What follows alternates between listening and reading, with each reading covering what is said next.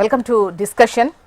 ఇక నిన్న పంచాయతీ ఎన్నికలకు సంబంధించి తొలి విడత పంచాయతీ ఎన్నికలు జరిగాయి. రిజల్ట్ కూడా వచ్చింది.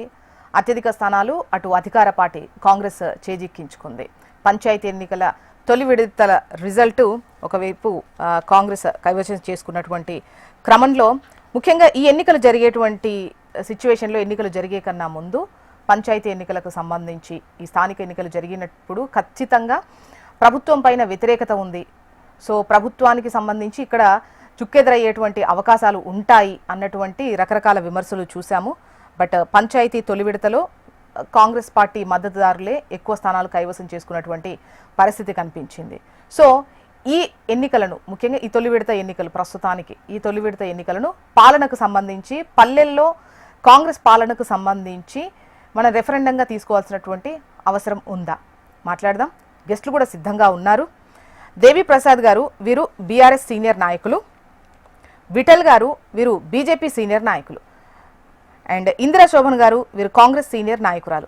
నమస్తే అండి, వెల్కమ్ టు ద డిబేట్ ముగ్గురికి, all of you. Good morning. ముందుగా దేవి ప్రసాద్ గారు, మీరే చెప్పాలి, ఈ ఎన్నికల కన్నా ముందు ముఖ్యంగా పల్లెల్లో వాతావరణం మారింది, ప్రభుత్వానికి వ్యతిరేకత వచ్చింది, ఖచ్చితంగా ఎప్పుడు ఎన్నికలు పెట్టినా బీఆర్ఎస్ పక్షానే ఉంటారు అన్నటువంటి ధీమాను ప్రజలు చెడగొట్టారా?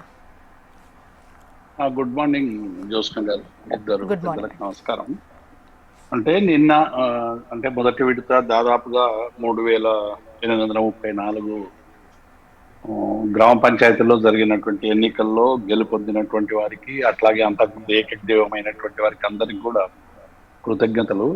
రాజకీయ పార్టీలకు అతీతంగా భవిష్యత్తు గ్రామీణ ప్రాంతాల్లో ఒక మంచి అభివృద్ధి జరగాలి, కేంద్ర రాష్ట్ర ప్రభుత్వ నిధులతో గ్రామీణ, ఎందుకంటే గత 2 సంవత్సరాలుగా గ్రామ పంచాయతీలకు సంబంధించినటువంటి అనేక సమస్యలు, అంటే పారిశుద్ధ్యానికి సంబంధించి, హరితహారంకు సంబంధించి, అట్లాగే వైద్యానికి సంబంధించి రకరకాల సమస్యలు ఎదురవుతున్నటువంటి నేపథ్యంలో ఇవాళ సర్పంచులు రావడం, ఒక పరిపాలన సజావుగా జరిగేటువంటి ఒక మార్గం ఈ ఎన్నికల ద్వారా రావడం అనేటువంటిది సంతోషం. వారికి అందరికి కూడా కృతజ్ఞత. రెండవది, మీరు అన్నట్టు కాంగ్రెస్ పార్టీ చాలా ప్రచారం చేసింది. మేము కాంగ్రెస్ పార్టీ ప్రతిపక్షాలందరం కూడా కాంగ్రెస్ పార్టీ గత 2 సంవత్సరాల పరిపాలనలో జరిగినటువంటి అనేక వైఫల్యాల వల్ల గ్రామీణ ప్రాంతాల్లో ప్రజలు తీవ్రమైనటువంటి అసంతృప్తితో, ఆగ్రహంతో ఉన్నారు అనేటువంటి విషయం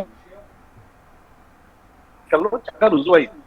కేవలం 44% మాత్రమే పంచాయతీలు ఇలా కాంగ్రెస్ పార్టీ గెలుచుకోగలిగింది. 56% కాంగ్రెస్ పార్టీకి వ్యతిరేకంగా వచ్చినటువంటి విషయాన్ని ఒకసారి గమనంలోకి తీసుకోవాలి. అయినప్పటికీ కూడా మెజార్టీ, ఎందుకంటే ఎన్నికల్లో ఒక పార్టీ, రాజకీయ పార్టీ గెలుపొందడం అనేటువంటిది అది బీఫాములు లేకపోయినప్పటికీ కూడా కాంగ్రెస్ మద్దతుదారులు ఎక్కువ సంఖ్యలో గెలవడం అనేటువంటిది వారికి కృతజ్ఞతలు. కానీ ఇక్కడ చెప్తున్నటువంటి అంశం ఏంటంటే, మేము చెప్పింది ఏదైతే చెప్పినామో ఇలా చాలా స్పష్టంగా, ఎందుకంటే 3834 జరిగిన ఎన్నికల్లో బీఆర్ఎస్ పార్టీ 1345, అంటే పోటీలో 1345 గెలుచుకున్నాం. ఒక 10 మేజర్ గ్రామ పంచాయతీలను కూడా ఇందులో కైవసం చేసుకున్నాం.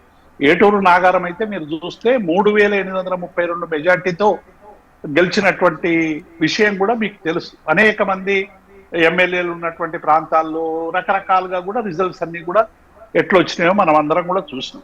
కాబట్టి డెఫినెట్ గా మేము ఊహించినంత కంటే ప్రజలందరూ కూడా ఇలా స్పందించారు. కాంగ్రెస్ పార్టీలో ఉన్నటువంటి మీకు మెజారిటీ వస్తుంది కాదు కానీ టఫ్ ఫైట్ ఇస్తాము అనేది మాత్రం ఊహించారనొచ్చా? మేము ఏ ఎన్నికైనా, జ్యోత్స్న గారు, ఒక రాజకీయ పార్టీగా ఏ ఎన్నికైనా సీరియస్ గా తీసుకొని ఫైట్ చేస్తాం. గెలుపు ఓటములు అనేటువంటి ప్రజలు, ఇవి సహజంగానే ఏవి పంచాయతీ ఎన్నికలు కాబట్టి ఇందులో పార్టీలకు అతీతంగా ఎన్నికలు జరుగుతాయి. ఒక్కొక్కసారి ఇప్పుడు ఏకగ్రీవం అయింది అనుకోండి, ఒక 396 ఏకగ్రీవం అయింది.